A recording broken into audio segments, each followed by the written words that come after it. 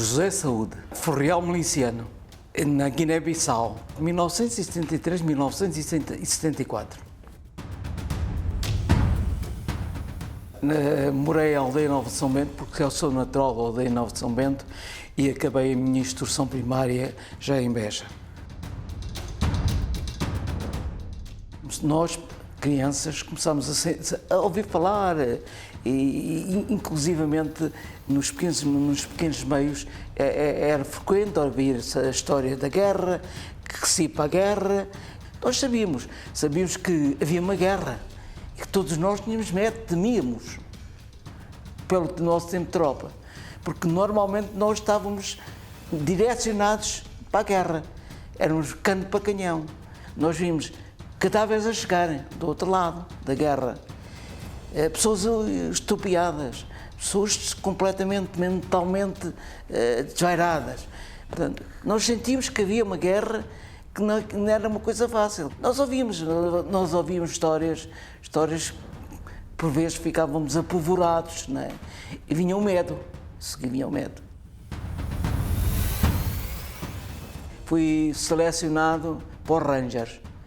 Houve, a determinada altura, quando estava a dar instrução aos cadetes, chegou uma notícia, vinda do comando, né, que eu estava mobilizado para a Guiné. Senti talvez medo, mas o medo que vinha do nosso interior, não é? Porque nessa altura dizia-se que a Guiné que era o pior território onde a guerra havia, existia, e assim foi. E o fato é que a Guiné, como era um terreno pequeno, é um país pequeno, os confrontos eram mais diretos. Na Guiné era assim, além do contacto com o inimigo, nós nunca sabíamos onde ele estava, nós éramos, ao fim e ao cabo, pessoas que íamos no mato e não sabíamos o momento seguinte, porque nós desconhecíamos.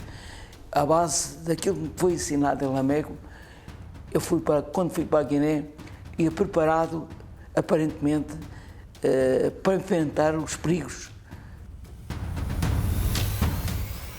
Foi uma sensação, eu digo, faltava o ar.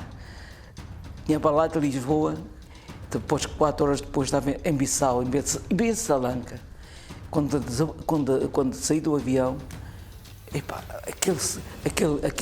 aquele odores,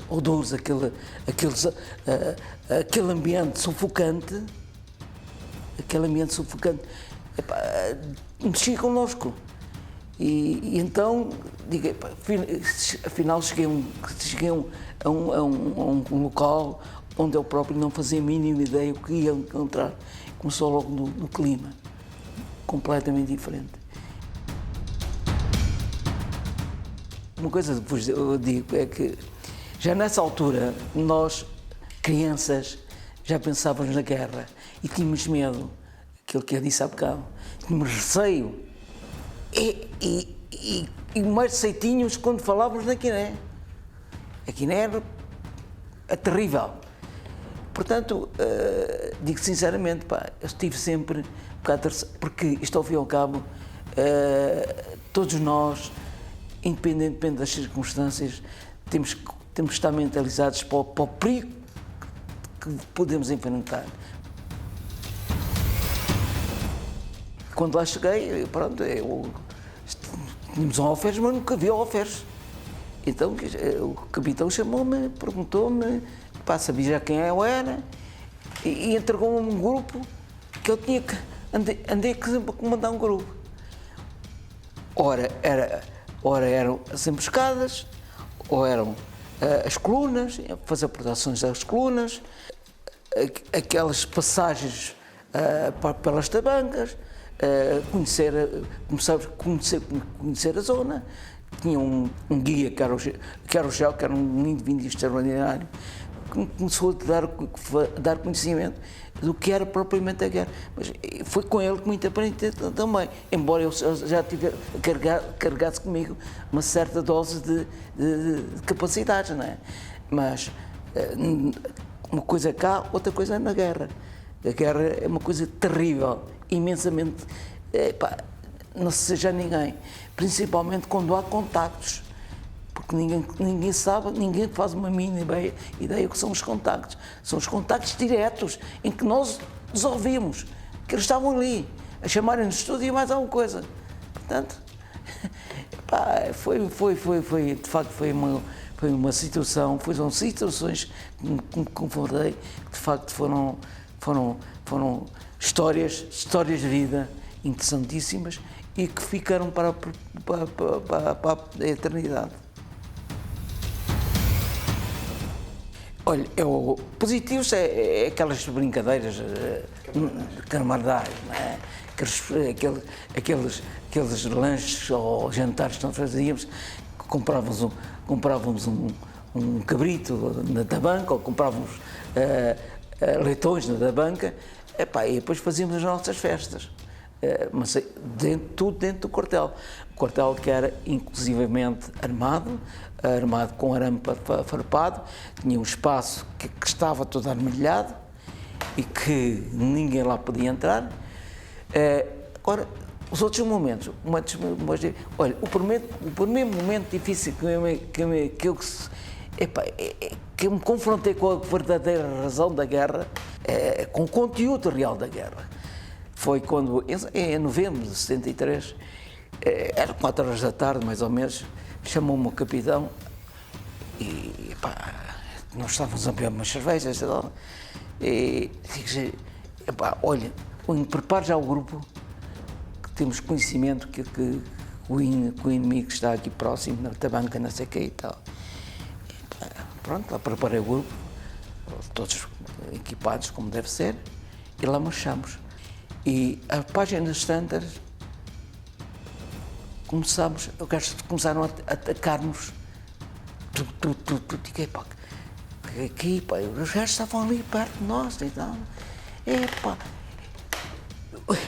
Toda a gente se deitou, toda a gente começou a disparar. Entretanto, gritei ao moço que levava um morteiro de 60 para disparar uma bagarada de morteiro. E o gajo nada. Levantei-me e então eu estava já, Frelques, não se vão, que isto é perigoso e tal. Mas cheguei lá ao pé do indivíduo que levava o morteiro, estava todo assustado, né? Eu pus o morteiro, calculei o morteiro para a distância, ali de 60, 80 metros, e olha, acabou-se a guerra a partir daí. Não houve feridos, não tivemos nada que nos apoquentasse, só que foi o primeiro contacto real com olho no olho com a guerra, e a gente ouvi-los. Atenção, é importantíssimo toda a tropa ser disciplinada.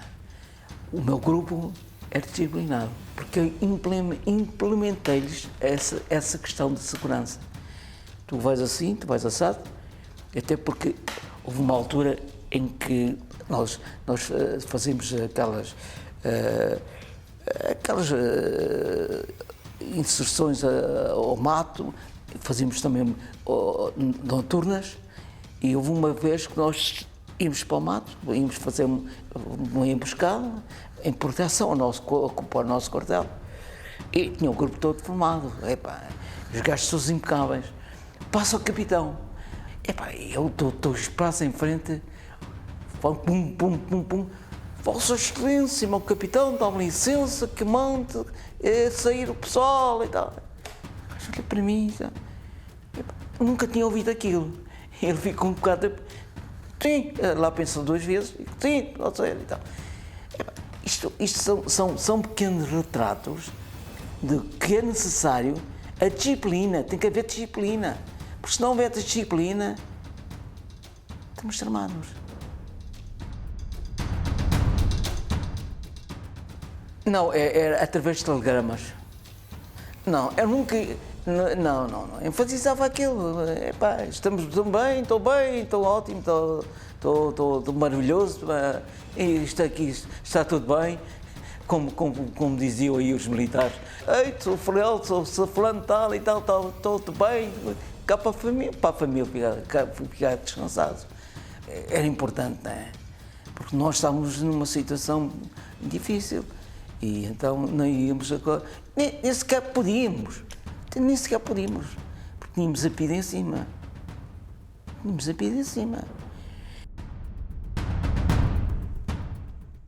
Eu digo uma coisa, eu nunca tive que dizer da população. A população vivia uma situação difícil. A população vivia numa encruzilhada permanente, constante, que era, de um lado, tinham as nossas tropas, do outro, o PIGC. Tal como nós íamos às tabancas fazer aquela ação psicológica, levava medicamentos, quando íamos fazer essa ação psicológica, levava sempre o Floreal Miliciano, ou então o Cabo. Eu sempre comigo, levava logo. E eu, da população, nunca senti receio, porque eu via crianças, ao fim e ao cabo, crianças que nunca tiveram nada na vida, nunca souberam que era um pudim flan, nunca souberam que era um leite, um café com leite. Eu tinha respeito e, inclusivamente, a gratidão.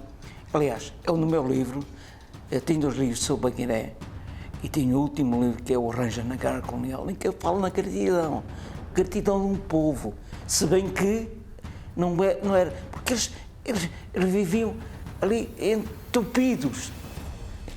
Então tiveram uma informação que havia um grupo do INE, do PIGC, numa tabanca. E lá arranquei com o meu pessoal. Arrancámos pelo pessoal, fomos aproximar-nos da tabanca, com cuidado, porque havia essa informação. Seria ou não verdadeira, não sabemos, mas atenção, havia essa informação. Então, à páginas tantas, entramos, não houve paudarias nenhumas, e chamei o chefe da banca. Pois, entretanto, além do chefe da banca, lá vinha o resto do pessoal. Perguntei-lhe se, ou já era uma intérprete, perguntei ao gajo se o PIGC tiveram aí os turras, como lhe chamávamos, tiveram aí. Os gajos disseram, não. Mas há lá um que se cuidou. E o Guajau, que dominava bem aqueles tiroéticos, chamou o gajo à parte e ele disse, Floreal, estiveram aqui esta noite, mataram uma vaca, comeram e foram-se embora. Portanto, a partir daqui já não há nada. E assim foi. Portanto, isto é uma história real. Acho que o homem, como ser humano, tem que inclusivamente ter na sua mente que eu não vou matar outro homem. Porque a guerra é isto, é matar para não morrer. Foi o que eu confrontei na Guiné. Tive a oportunidade, infelizmente, de ver camaradas mortos, camaradas estupiados, que ainda hoje falo com um deles, e não faz. Uma pessoa chegavam a um ponto de dizer assim, mas o que é que eu estou aqui a fazer? Nós depois cria-se aqui uma situação em que depois há aquela história do machão, do homem que é macho, ter as suas relações sexuais. E a verdade é que um dos temas que eu trago nos Filhos do Vento, que são os filhos do vento, são os filhos daqueles crianças que por lá ficaram, sem saber quem era o pai. Sabem quem era a mãe, mas o pai não sabia, nunca souberam. Poucos souberam, porque houve ainda camaradas que tiveram coragem de assumirem. Mas isto é uma realidade. E este tema, temas Filhos do Vento, é um tema que rondou pelo mundo inteiro e que, graças a esta pessoa que está aqui, foi o público que pecou nisso. Eu tinha falado em todas as reportagens de televisões sobre a questão dos filhos do vento.